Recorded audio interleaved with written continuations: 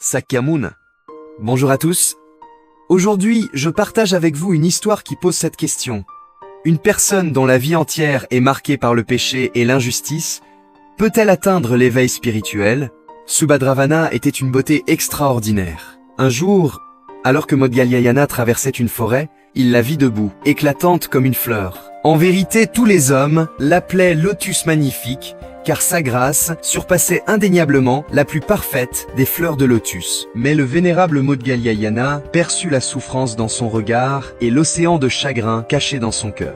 Il s'arrêta et lui dit « Tu es certes doté d'une beauté naturelle et paré de somptueux atours, mais je vois en toi une âme troublée. Ton esprit est accablé de fardeau. Pourtant, tu persistes à suivre une voie obscure. » Surprise qu'il ait percé ses sentiments secrets, Subhadravana feignit l'indifférence et rétorqua « Tout ce que vous dites peut être vrai, mais c'est la seule voie qui m'est ouverte. » Maudgalyayana répondit « Pourquoi ce pessimisme? Quel que soit ton passé, tu peux te transformer et forger ton avenir. Un vêtement souillé peut être lavé, un cœur encombré de chaos et de lassitude peut être purifié par les eaux de l'éveil. Le Bouddha a enseigné que chaque être possède le potentiel de s'éveiller et de trouver la paix joyeuse. » Subhadravana se mit à pleurer. « Mais ma vie entière n'a été que péché et injustice. Je crains que même le Bouddha ne puisse m'aider. » Maudgalyayana la réconforta. « Ne t'inquiète pas, permets-moi de partager le poids de ton passé. » Elle lui raconta alors qu'elle était née dans une famille riche, mariée à 16 ans. Après la mort de son beau-père,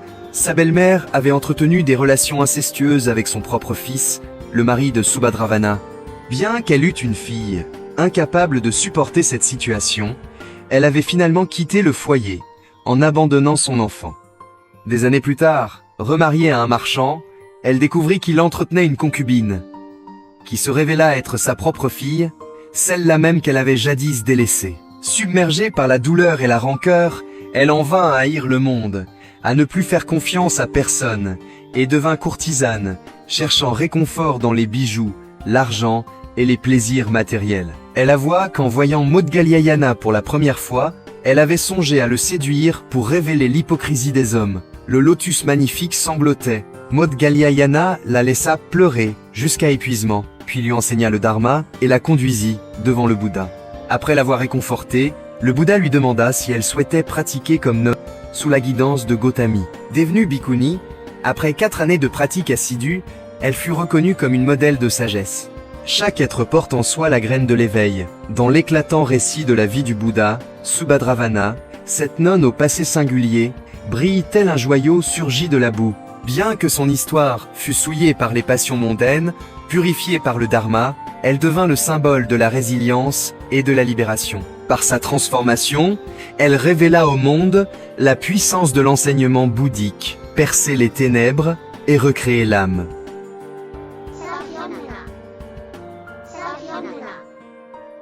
Sayonara.